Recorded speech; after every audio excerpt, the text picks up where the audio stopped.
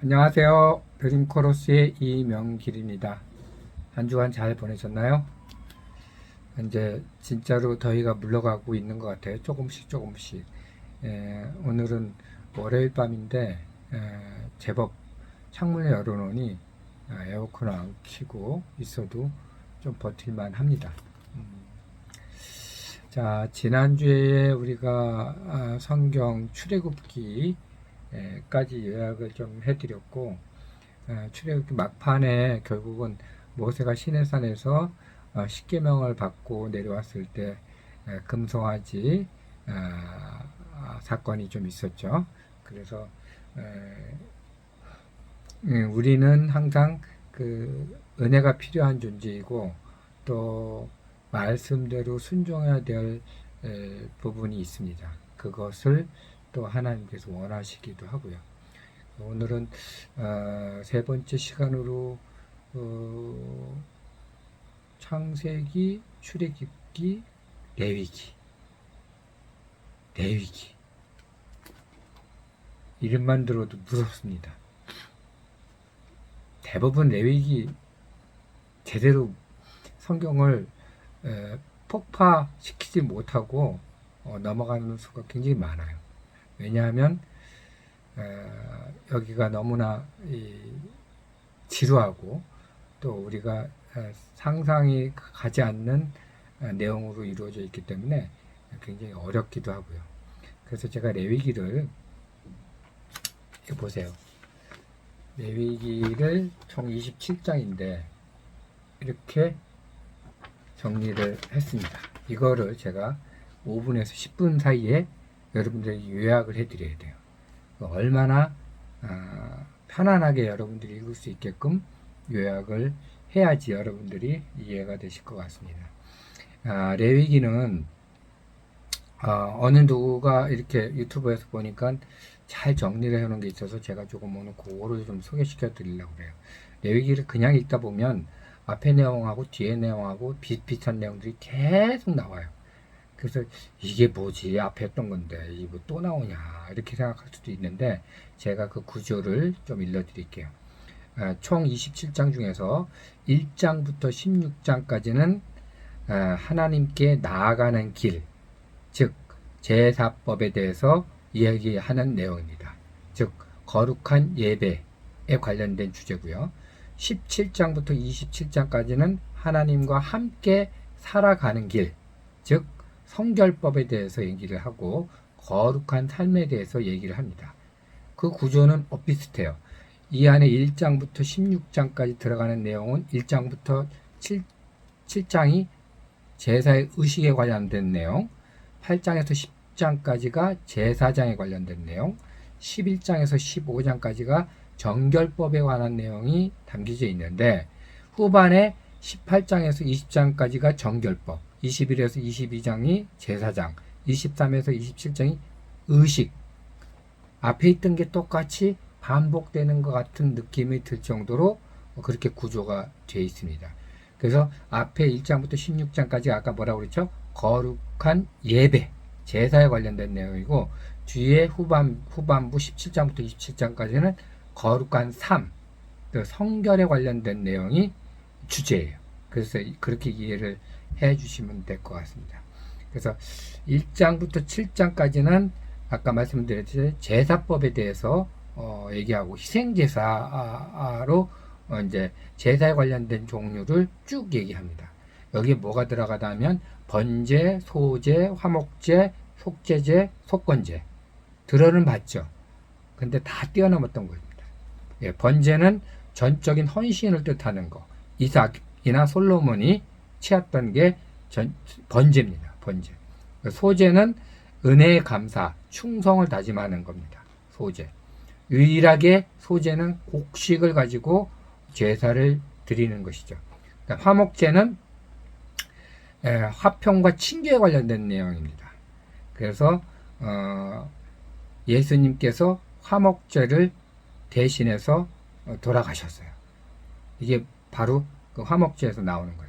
속죄제는 회개와 고백에 관련된 제사이죠. 그 다음에 속건제는 남한테 피해를 준 거, 를 배상하는 내용의 제사예요. 이렇게 5가지로 나눠져 있다는 게 의식의 1장부터 7장까지고요. 8장부터 10장까지는 제사장에 관련된 내용으로 위임식하고 첫 제사를 드려지게 됩니다. 위임식은 제사장을 세우는 거잖아요. 제사장은 아론을 세우게 됩니다. 모세가. 그래서 일단 물로 잘 씻겨진 상태에서 속옷과 띠를 띱니다. 여기까지는 제사장들의 의복이에요. 그 이유는 대제사장만 입을 수 있는 옷의 종류입니다. 그 속옷에 띠를 띠고 겉옷을 입고 예봇을 챙기고 그 다음에 흉패 가슴에 이렇게 흉패 다는 게 있어요. 그 보석 흉패 같은 거. 그 다음에 거기다 덮개를 씌우고 관을 쓰고 성결패까지 두르는 게 대제사장의 의복이에요. 이렇게 해놓고 모세가 기름을 부어 제사장을 세우게 됩니다. 그래서 첫 제사를 드리게 되고 하나님께서 임재하는 모습이 성경 8장에서 10장에 나와져 있어요. 근데 제사장이 얼마나 중요한지 이 레위 지파들은 전부 이 제사에 관련된 일을 사역하는 지파잖아요. 12지파에 끼지도 못해요.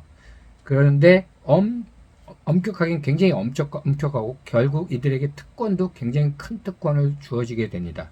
어느 정도 엄격했냐면 아론의 아들 4아들이 있었는데 2아들이 모세의 불을 사용해야 되는데 그거를 향 피울 때 사용하는 그 촛불에 모세의 불을 사용하지 않았어요. 그래서 둘은 바로 즉사하게 됩니다. 이 정도로 무서운 거죠. 그래서 현재에 와서는 만인이 제사장이다. 내 스스로가 제사장이 역할을 해야 되는 게 바로 현실에서 우리가 느껴야 될 부분이에요. 그 다음에 11에서 15장까지는 정결법, 정한 것과 부정한 것에 대해서 얘기를 합니다.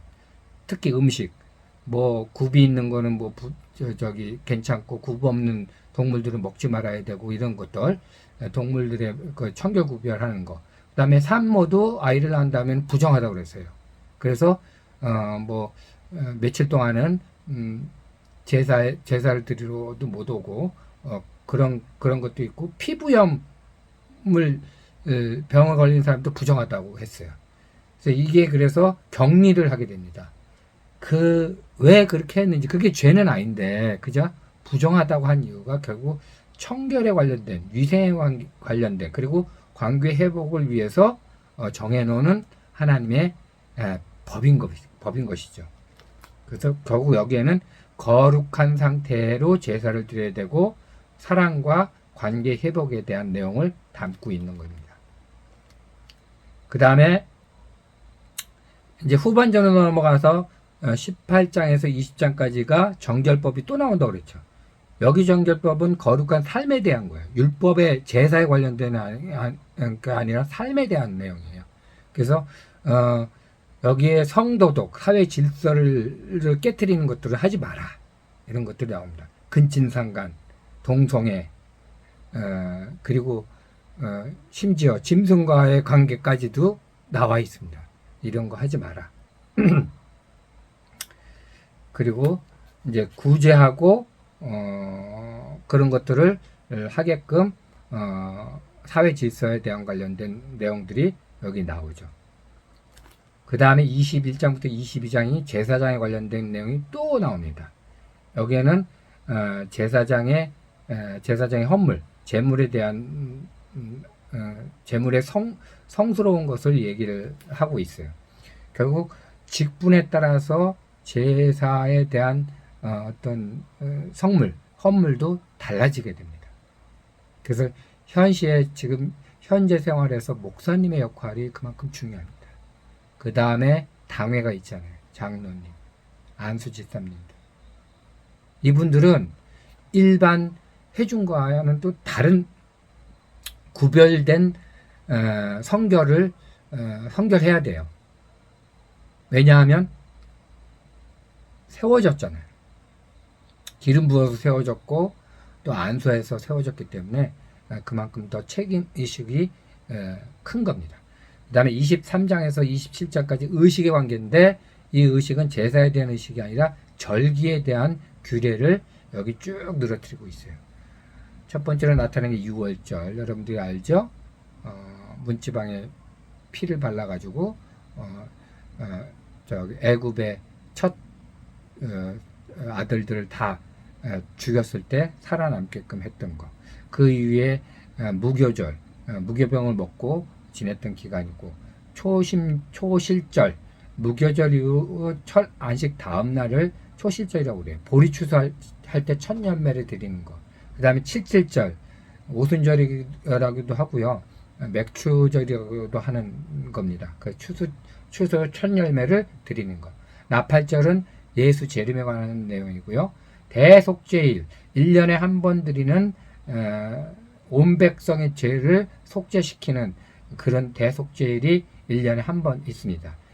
여기에는 대제사장이 성소와 지성소가 있잖아요. 지성소에 1년에 한 번 들어가서 거기서 제사를 드리고 나오는 거죠. 그 다음에 초막절, 안식일 이런 것들 아니에요. 안식년은 7년이 지난 다음에 안식년을 갖고요. 희년은 7, 7이 49. 안식년에 7개가 지난 다음에니까 50년째 돼서 희년을 지키는데 희년 때는 모든 게 리셋됩니다. 종을 부리던 종들도 다 자유스러움을 놔줘야 되고요. 땅도 다 자기 게 아니고요. 다 처음으로 돌아가는 게 이 희년이에요. 이런 것들을 쭉 만들어 놓은 게 이제 절기와 규례. 그래서 여러분들에게 지금 간단히 설명드렸죠. 이 레위기는 레위기는 창세기, 출애굽기, 그 다음에 쭉 가면서 신명기까지 나오는 모세오경의 레위기는 중심이 됩니다. 왜 이 제사를 중요시하고 거룩한 성결함을 중요시하고 그 다음에 각각의 제사법을 알려주고 뭐 이런 것들을 또 성도덕을 일러주고 뭐 이런 것들을 왜 이렇게 자세하게 적어놨느냐. 하나님의 제사를 바로 드려라.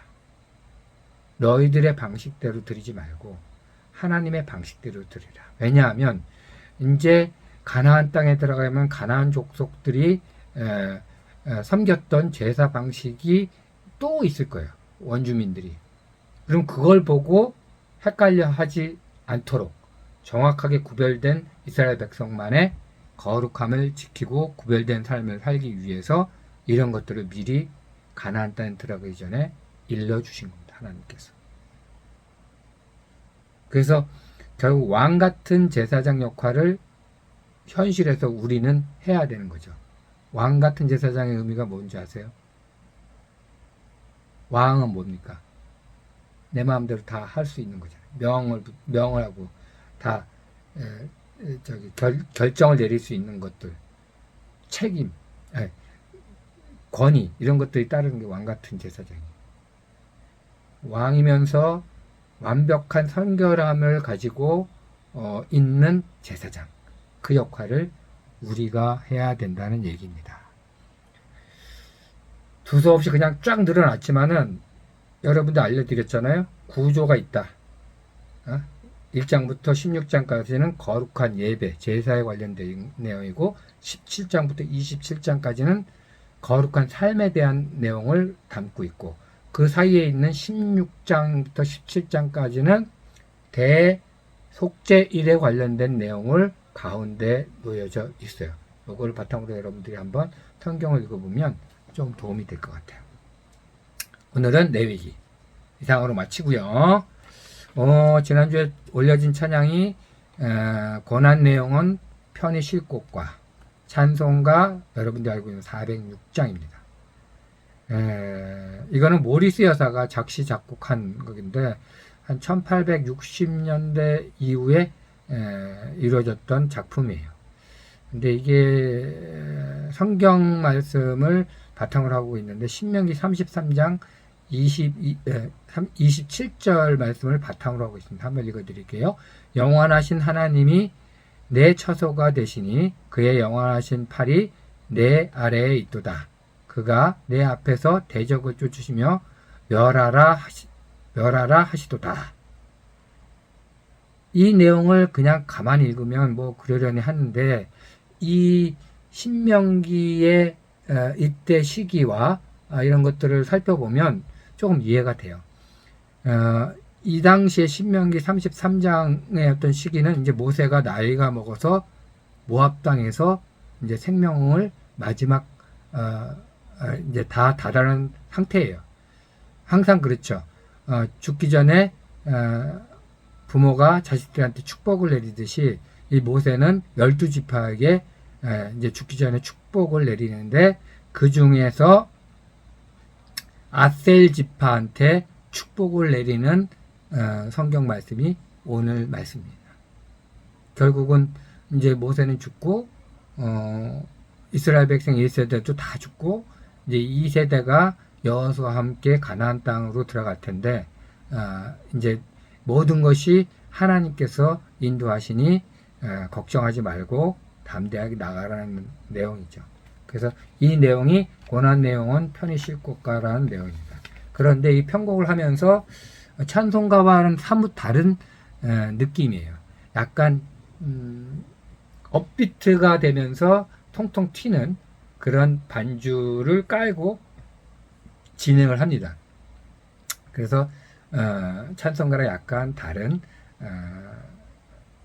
내용은 아주 진솔하지만은 이 반주 자체와 멜로디는 약간 업돼 있는 그런 분위기에서 진행이 됩니다. 이 찬송가도 함께 여러분들이 들어보면서